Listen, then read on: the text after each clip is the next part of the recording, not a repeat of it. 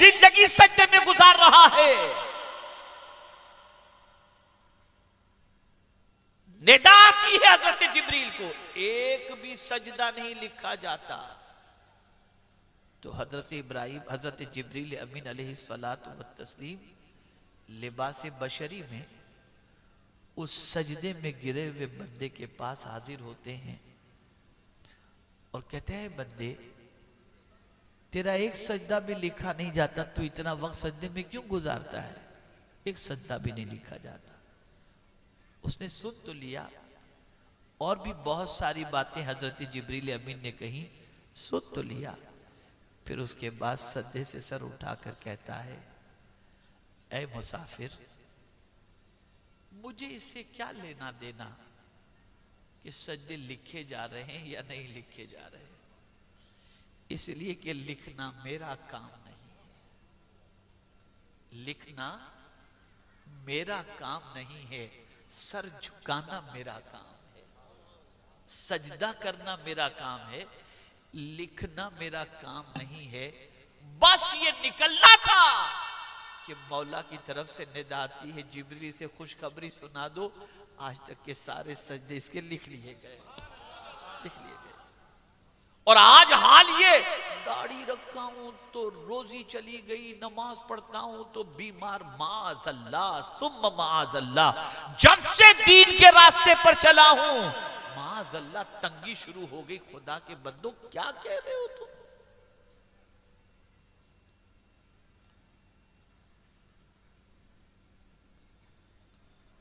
वो देखो शराब का धंधा करता है, मजे में है।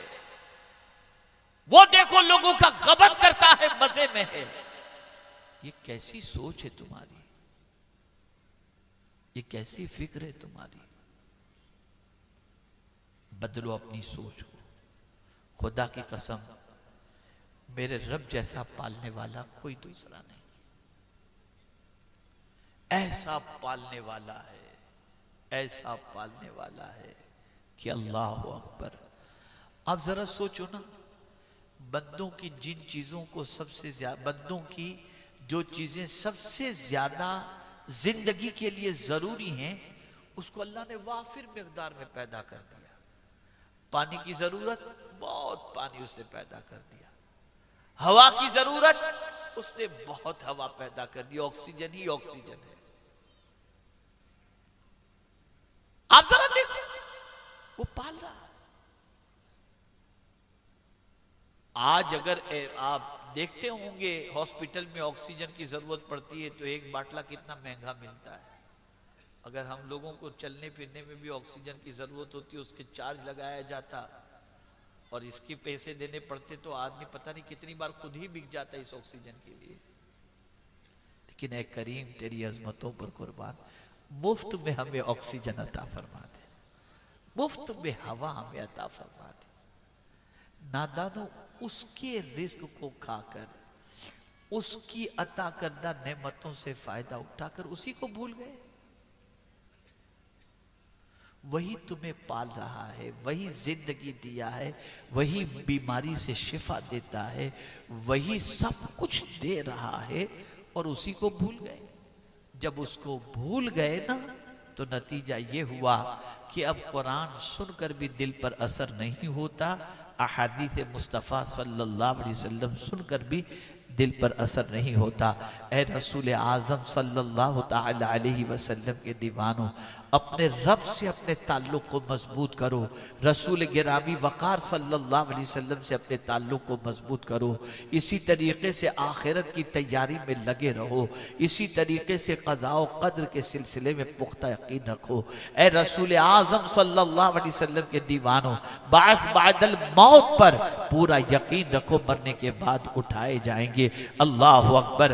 एक आखिरी बात अर्ज कर दूं, इसलिए कि मैं जानता हूं आप काफी देर से बैठे हुए हैं और ठंडी का मौसम भी है और मैं वक्त आपका ज्यादा लेना नहीं चाहता। मैं आपको बताता मैं नहीं आने वाला था, नहीं ये वो सब, मैं इसमें वक्त ज़ाय करना मुनासिब नहीं समझ रहा था। मैं सोच रहा हूं कि मेरा वक्त जो कुछ भी है, मैं कोई ऐसी बात आपकी समातों के हवाले कर दूं कि रिश्ता रब से जुड़ जाए। जरा पुकार के तो देखो। मुझे एक बात याद आ रही है, अल्लाह अल्लाह, कैसे थे अल्लाह वाले, कैसे थे अल्लाह वाले। एक बंद बंधा हुआ था, होता है ना डैम वगैरह के लिए। इत्तेफाक से आधा बंद टूट गया, पानी देहात में गांव में आना शुरू हुआ। अब जब पानी आने लगा, गांव वाले परेशान हुए। उस गांव के अंदर एक बुजुर्ग रहते थे। पहुंचे बुजुर्ग के पास, बाबा क्या होगा, थोड़ी देर में तो गांव पूरा डूब जाएगा, कुछ करो कुछ करो, आप अल्लाह वाले हो। कहा अच्छा चलो, सब कोदाल कांधे पे ले लो, चलते हैं। कोदाल कांधे पे लिए चल दिए। जब वहां पहुंचे तो जो बाकी बंद बचा हुआ था ना, वो बाबा तोड़ने लगे, उसी को तोड़ने लगे। लोगों ने कहा बाबा पागल हो गया है, क्या हो गया? बाबा को गाली गलौज बुरा भला का, भाग गए सब और जाके घर की छत पर बैठ गए कि अब ये बंद भी टूटा तो अपने तबाह हो जाएंगे। लेकिन थोड़ी देर के बाद क्या देखते हैं कि पानी पीछे जा रहा है, पानी पीछे जा रहा है। उन्हें हैरत हुई, आने की बजाय पीछे कैसे जा रहा है, हैरत में पड़ गए। गए बाबा के पास, बाबा माफ कर दो, ये क्या मामला है कि पानी पीछे जा रहा है? कहा ये राज की बात है, तुम लोग नहीं समझो, ये राज की बात है, तुम लोग नहीं समझोगे। उन लोगों ने कहा हुजूर अब राज को राज मत रखो, बताई तो दो क्या बात है, ये पानी पीछे क्यों चला गया। अब सुनिए, जिंदगी भर याद रखिएगा।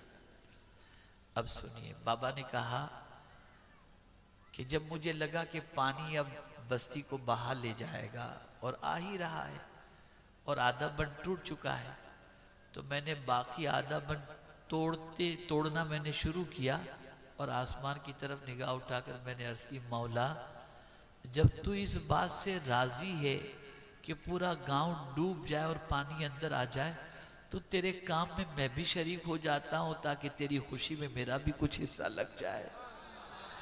बस जब मैंने ये कहा, गैब से निदा आती है, तू बंदा होकर मेरी खुशी चाहता है और मैं खालिक होकर तेरी खुशी न चाहूं, अब ये पानी नहीं डुबोएगा, पानी को हम पीछे कर देते। और ये फलसफा इमाम इसको मोहब्बत में समझा था, इसीलिए ये न कहा कि काम मैं ऐसा करूं कि मेरा नाम हो जाए, नहीं, काम वो ले लीजिए तुमको जो राजी करे। इसलिए कि हुजूर राजी हो गए तो रब राजी हो गया, और जब रब राजी हो गए, रब राजी हो गया तो फिर किस चीज की परेशानी है। बदलो, सोच बदलो, अपने रब के बारे में गलत कलेमात मत कहो, तबाह हो जाओगे। रब से रिश्ता मजबूत करो, रब से ताल्लुक मजबूत करो, रब को पुकारा करो, रब को याद किया करो।